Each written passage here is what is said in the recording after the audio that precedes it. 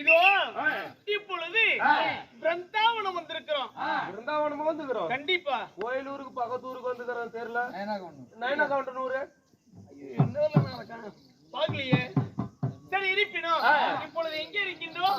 பிருந்தாவனத்தில். ஆனால் என் பாட்டியை காணவில்லையே. பாட்டி, ஓ பாட்டி, ஓ பாட்டி.